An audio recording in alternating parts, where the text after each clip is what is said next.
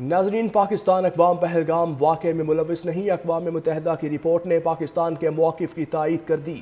اقوام متحدہ ماہرین نے پاک بھارت جنگ پر رپورٹ جاری کر دی ہے۔ ناظرین، پاکستان اقوام پہلگام واقعے میں ملوث نہیں۔ اقوام متحدہ کی رپورٹ نے پاکستان کے موقف کی تائید کر دی ہے۔ اقوام متحدہ ماہرین نے پاک بھارت جنگ پر رپورٹ جاری کر دی ہے۔ رپورٹ میں بتایا گیا ہے کہ پاکستانی اقوام پہلگام واقعے میں ملوث نہیں۔ اقوام متحدہ کی رپورٹ نے پاکستان کے موقف کی تائید کر دی ہے اور اقوام متحدہ ماہرین نے پاک بھارت جنگ پر رپورٹ جاری کر دی ہے اور پاکستانی اقوام اس میں ملوث نہیں ہے۔ بھارتی اقدامات پاکستان کی خود مختاری اور عدم مداخلت کے اصولوں کی سنگین خلاف ورزی ہیں۔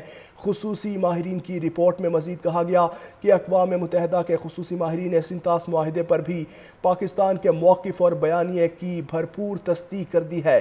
سینتاس معاہدے کو ہیلڈن ایویڈنس کرنے پر بھارتی اعلان پر گہری تشویش ظاہر کی گئی ہے اور پانی کے بہاؤ میں رکاوٹ یا اس کی دھمکی پاکستان میں کروڑوں افراد کے بنیادی حقوق کو متاثر کرتی ہے۔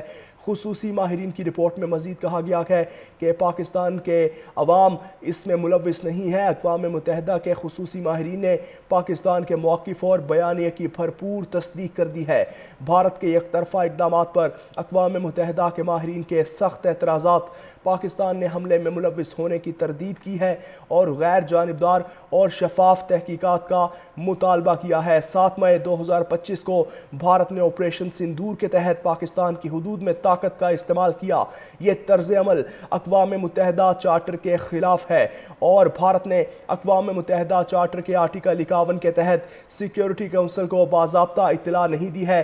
خصوصی رپورٹ جاری کر دی گئی ہے اور پیشگی اطلاع نہ دینا مطلوبہ طریقہ کار کی خلاف ورزی قرار دیا گیا اور بھارتی حملوں میں شہری علاقے نشانہ بنے، مساجد متاثر ہوئیں اور متعدد شہری زخمی ہوئے۔ 7 مئی 2025 کو پاکستان نے بھارتی کارروائی کی مذمت کی ہے۔ پاکستان نے سلامتی کونسل کو مطلع کیا کہ وہ آرٹیکل 51 کے تحت دفاع کا حق رکھتا ہے۔ بھارت یہ ثابت کرنے کے لیے قابل اعتبار شواہد پیش نہیں کر سکا کہ پہلگام حملے میں پاکستان کی ریاستی سطح پر کوئی شمولیت تھی۔ دہشت گردی کے نام پر یک طرفہ فوجی طاقت استعمال کرنے کا کوئی الگ حق تسلیم شدہ نہیں اور اگر طاقت کا استعمال غیر قانونی ہو تو یہ حق زندگی کی خلاف ورزی بن سکتا ہے۔